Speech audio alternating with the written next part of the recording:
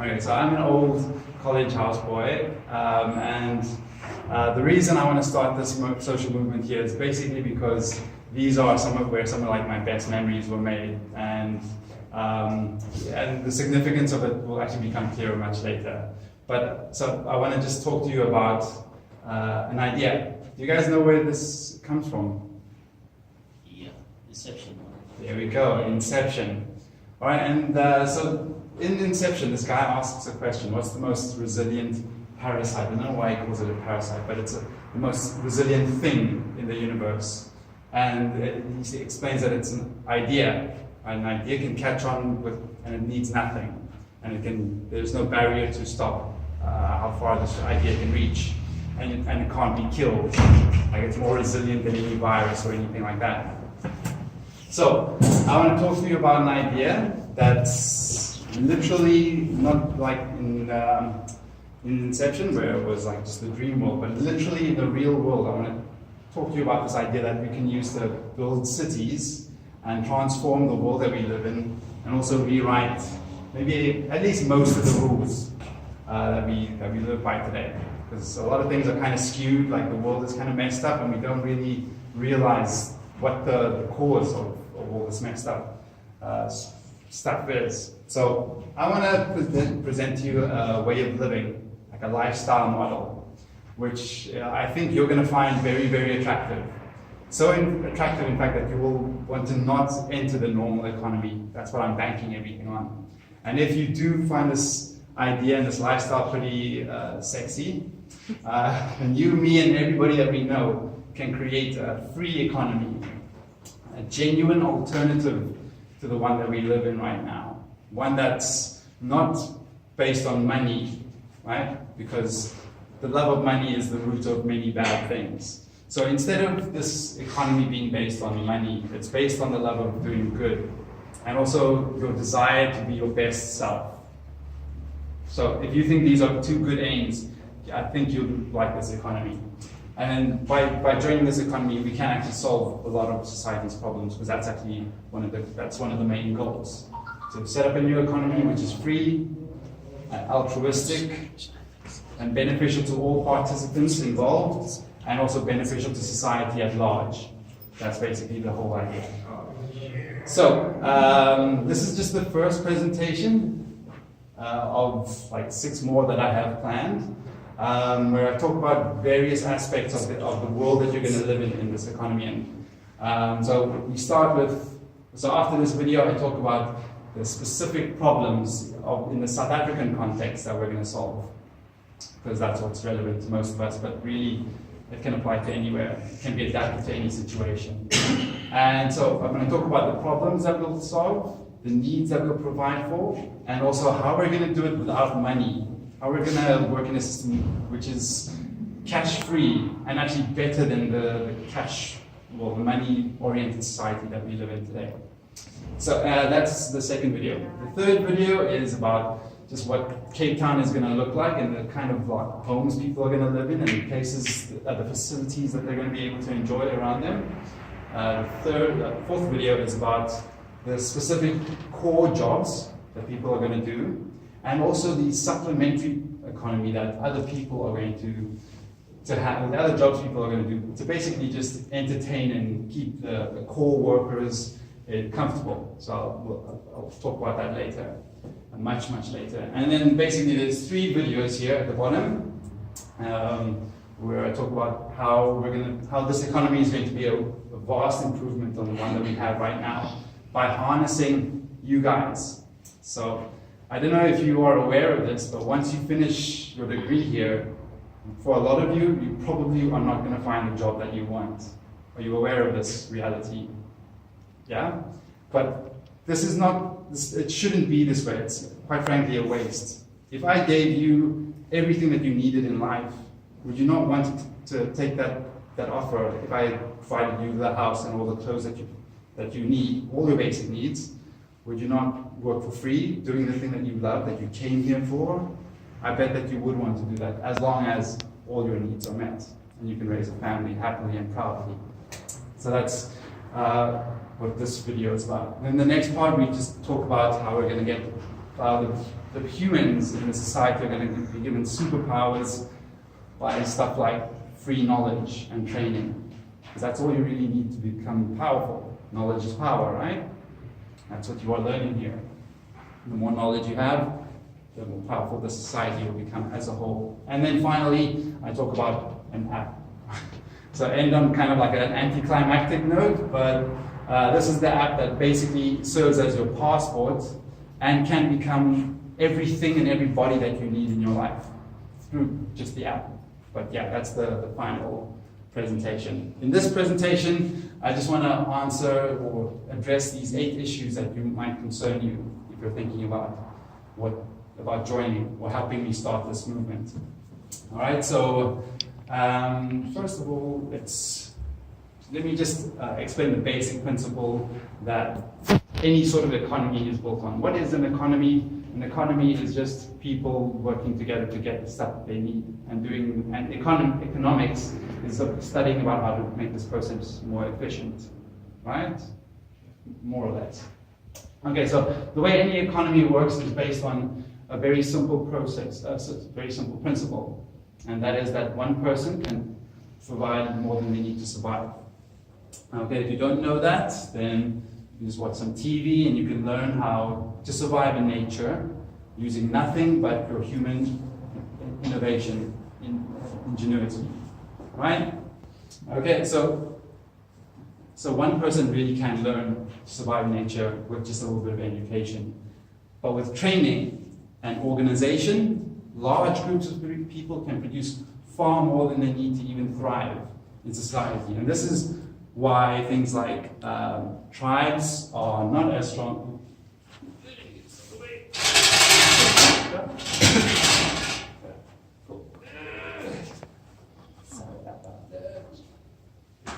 So that's why tribes, for example, are not as strong as cities, and cities not as strong as countries, and so on.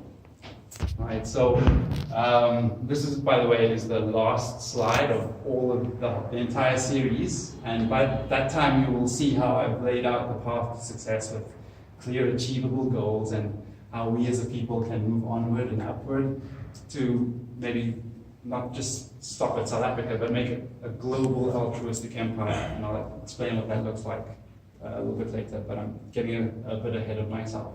But the thing is, the more people we have in the society, the stronger it will be. All right, so how can I get all of you guys to help me? How can I get you to be in this economy? I have to offer you something amazing, right? A really good deal, which is also realistic at the same time, right? You don't want dreams of pie-in-the-sky ideals, but let me offer you something like this. What if I offered you a guaranteed job and home for 10 years, and throughout those 10 years, I guarantee that all your needs, all your basic needs will be provided for. And I'm not just talking about food and water here, I'm talking about like psychological needs and deep self-fulfillment sort of needs as well. So besides that, you'll also be getting better perks and benefits than most people today get, including stuff like free medical aid and life insurance and even legal aid as well. And after your 10-year contract is done, the house that you've been living in is yours. Now, what are you going to do for those 10 years? Quite simply, whatever is good for your community, whatever you can do for your community. If you can teach, become a teacher. If you want to be a policeman, you can be a policeman. All right? Whatever you're doing, it's going to be for your community. Now, the kind of house that you're going to get, however, is going to be based on what exactly you will be doing. All right? So if you come into the economy without much training or experience, I think it makes sense that we start you off on like a lower level home, right? Something that's basic, pretty modest, but still comfortable, good enough to raise even a small family in. That's the thing that you get just to start off with.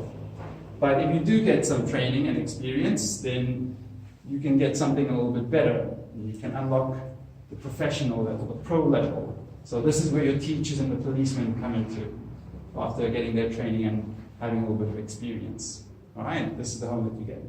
If you do something really important for the community, like maybe you're a doctor or a lawyer, boom, MVP level.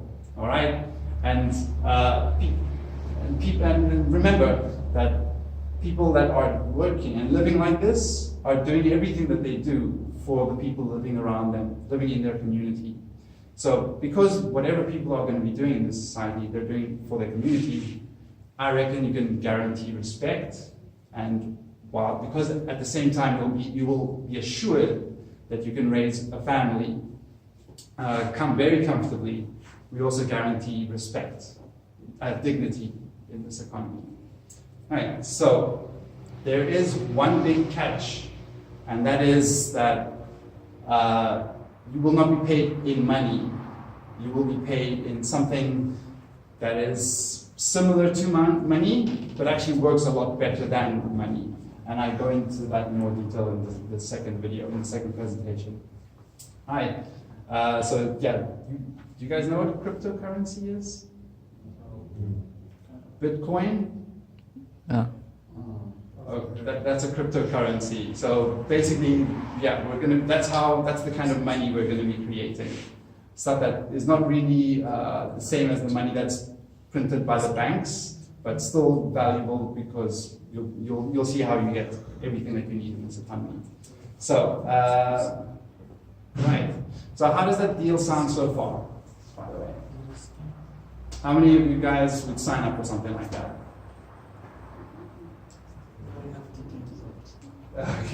Okay. Just for clarity, do you guys understand everything so far? Any questions whatsoever? Yo. How does this differ from the current system? Okay. So basically, in today's economy, I'll actually get into that later. All right, so don't let me jump the gun. I can't remember I think it's round number 5 or 6. I deal with that. Okay, but yeah, it's quite a deep question, good one, and we'll come back to it. But any other ones? Yeah. Yeah. I'm sitting here observing, and I'm like, okay, is this practical, like in terms of real life? And right. also, who are you looking to? Who are you looking? Literally everybody. Literally everybody. So, like, is it then really realistic? Yeah. Good question. All right, so let's get into that. So So I'll get into how it's going to work in a second, but just the contract so far. I think it provides a lot for you guys, but maybe there's some things that you don't like about the contract. Maybe, for example, 10 years is too long, you think, all right? Okay, that's fine. You can still sign up for this economy for 2-3 years, however long you want to stay in here, and you still get all of those things that I just mentioned, except for the fact that the house is not yours at the end of the 10-year contract. Yeah? How are you funding, seeing as you're providing for us? Okay, so the actual idea is that if everybody signs up to work for free, the cost of generating everything goes down to 0. So I won't actually need that much money, but I will show you how practical and how feasible it is to adopt this kind of lifestyle that I'm going to show you later with some figures and stuff. Yo. You said if everyone, what do you mean by everyone? Do you mean the world? Yeah. Then totally free. Okay. I'll give you a very simple example how, for example, we can have unlimited food forever with zero cost. Do you know that is possible today? Right? Zero cost. It actually costs nothing for you to get the food. Do you know what I mean? You put a seed in the ground, water falls on it, and you get plants. You get vegetables. So there's, I'll show you how the whole system works in a second. Okay, but yeah, getting back to the contract. So maybe 10 years is too long, fine. You can leave whenever you like. But let's say you want training because in the middle of your contract period because you want to unlock the next level home. That's no problem. You can also just suspend your contract while you're getting a bachelor degree, for example. So let's say you've been living in a starter home for like 4 years, but you want something better because you want a butter chick or something like that, then no problem. You just pause your contract, you go get your bachelor's degree, 3 years or 4 years, whatever you like, and then when you come back into the system, we resume your contract. And by the way, for the training period, we will have provided for all your needs. So when you come back, you still have to complete the 6 years. So your 10-year contract, but those 6 years will be in the next level home.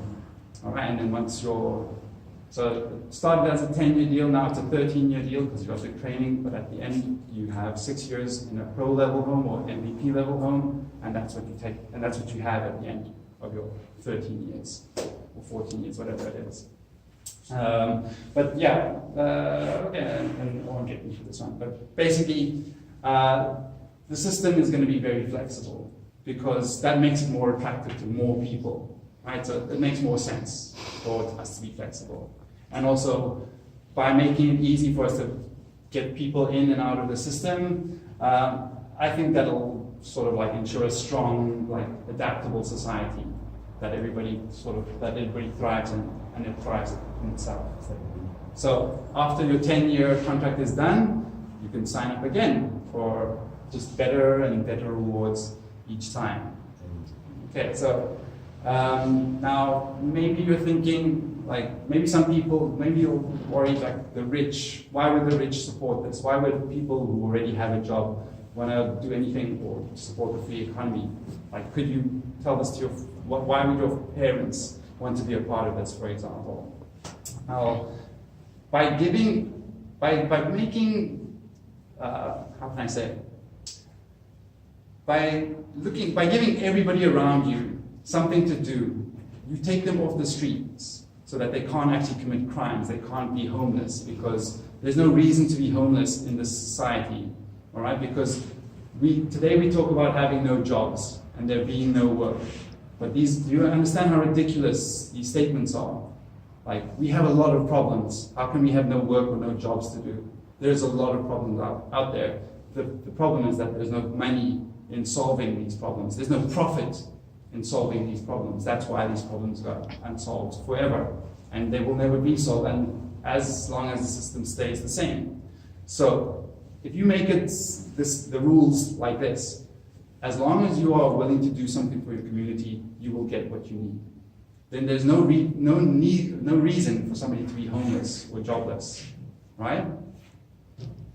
And so basically, just by supporting the idea of this free economy and giving those people chances to get jobs, then the lifelong problems of homelessness, joblessness, and most crime can quite easily be smashed.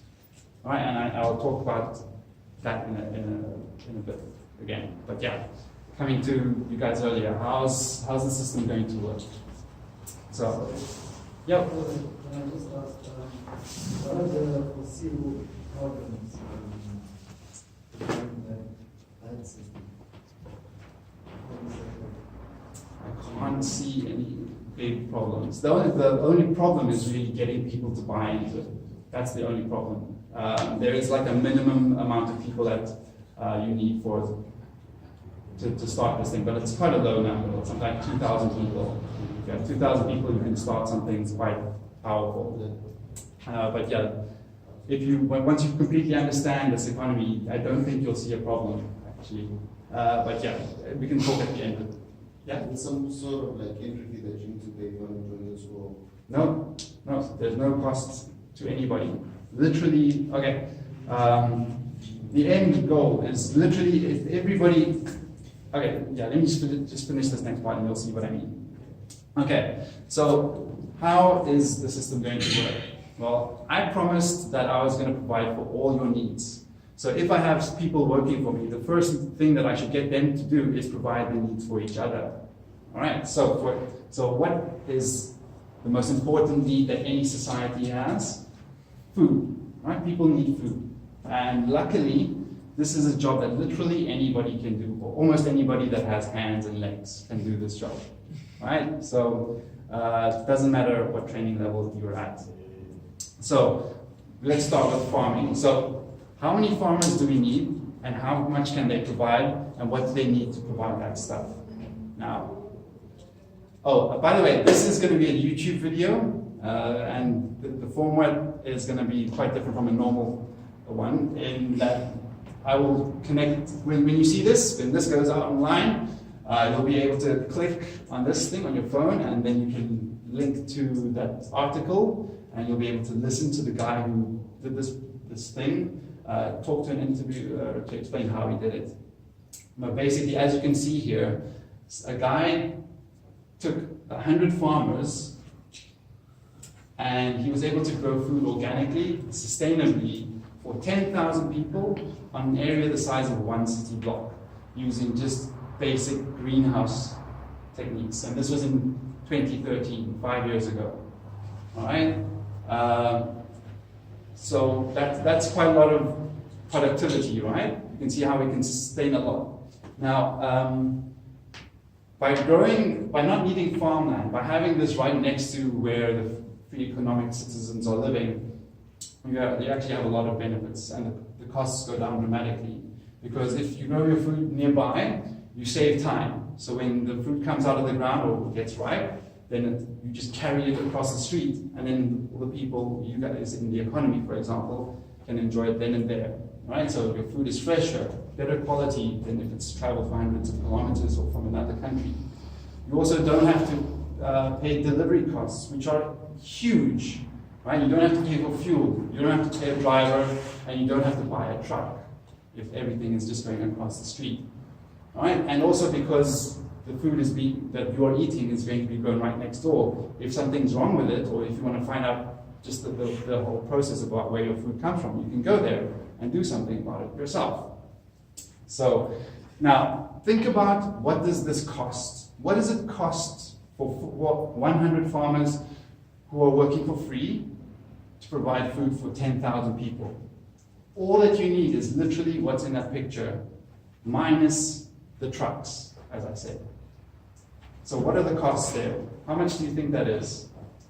What you see there is basically 1 or 2 buildings, and then these things made of sticks and plastic. And as long as you have seats, how much do you think that's going to cost per year if everybody's working for free? More than 1,000 rand? Okay, for the houses. Well, think about if the people building the houses are working for free as well. Think about how that affects the cost of this whole operation. So basically, by paying for half the cost of a building, you can have food, free food, indefinitely, forever. Do you understand how we can eliminate all poverty like this? Imagine, so there's even better, more efficient ways to grow our food, and I'll tell you later in the second presentation how a country like Holland is the second greatest, or like the biggest exporter of food besides America. But Holland is 257,000 times smaller than the USA, but it's still able to produce almost as much food for export. And how it does that is, you'll see in the second presentation. Okay, so, so that's how we acquire unlimited food for free economic citizens. Now the next thing people need is, of course, housing. Right, so how people are going to be living in this society is quite interesting. I'm a big fan of these tall skyscrapers, and if you read those buildings, I read those articles, I read the headlines, it's pretty shocking stuff, right? Having skyscrapers build 50-story buildings in 15 days, or 57 stories in 19 days, that's pretty impressive, I think you'll agree. But maybe you're worried, oh, they're Chinese. Maybe they must have cut corners somewhere.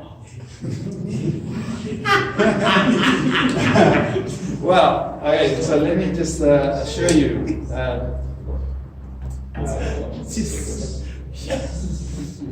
Because these buildings were actually rated to be 5 times more quake resistant than other buildings of the same design. And they have very, very specialized production methods which make this a very resilient building. If you click, again, like I said, it's going to be a YouTube video. If you click on those videos, you'll see that these buildings get built in the same amount of time that it takes the sun to go up and down 15 or 19 days. So it seems pretty amazing. But to be honest, that's not really what happened in these buildings. So the way that they built them is not like normal at all. They're actually pre-built, these buildings, floor by floor, in a factory far away. So this guy, this building company, just basically made each building floor by floor, and then put each floor on a truck, and went to the building site, and then just assembled it. It's literally like Lego.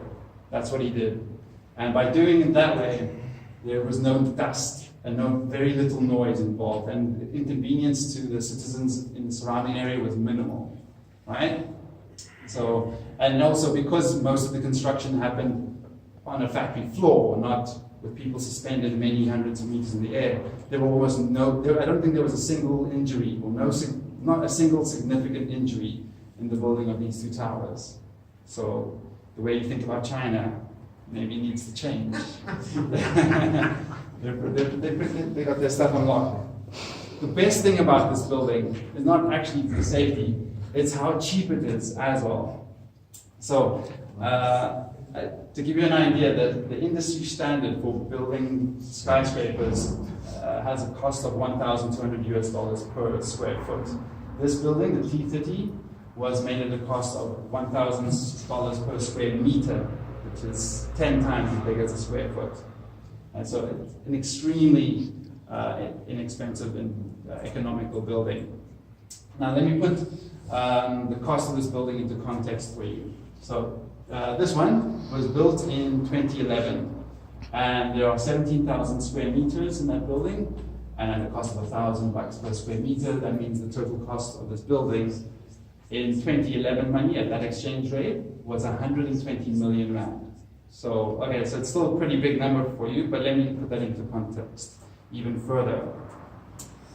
In the third or fourth video, I break down how much a normal teacher gets, over 10 years. So start in 2011, your average teacher would start on a paycheck of like 10,000 rand a month. And then the next year, maybe they get a raise of 1,000. The next year, they get a raise of another 1,000. And then by year 10, they're earning 19,000 rand a month, for example. So over 10 years, they get paid 1.7 million rand by the government. That's so the cost of a teacher for 10 years is 1.7 million rand. Got it? Yeah? Okay. So 120 million divided by 1.7 million equals 35 teachers. So think about that. And now, so basically, the cost of this building was the same as the cost of employing 35 teachers for 10 years. If these teachers are working for free, then this building basically pays for itself in 1 year, because there are actually 300 homes here. So if you take 30 teachers, by the way, 120 million is with workers being paid. If like our construction workers are in this economy and they're working for free because they're building literally their own homes for themselves and their people, the cost of this drops even further, right? At least like maximum half that. So basically, this building pays for itself in 1 year. And then every year after that, you're making profit. So for example, if I really did start this economy and everybody working in the free economy was working for me, I could go to the government and say, hey, pay me half what you would normally pay a teacher, and I will give you a good teacher in return. So the government would be employing me to get teachers at half price. So I could make a shed load of money if I wanted to, but I don't actually want to. I just want everything to be free. And that makes a lot more sense. So this is what the government should be doing, but isn't. Yeah.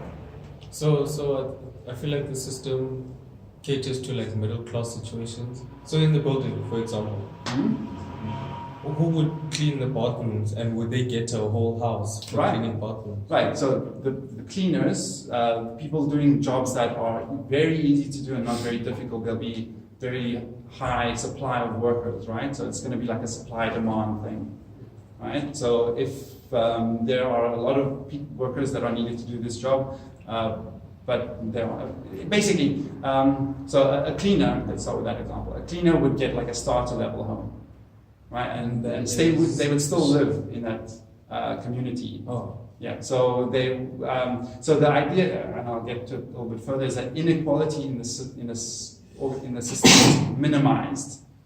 Bless you. Bless you. Right, so inequality will be minimized. There will still be inequality, and I'll explain why a bit later, but that's how it works together. So basically, the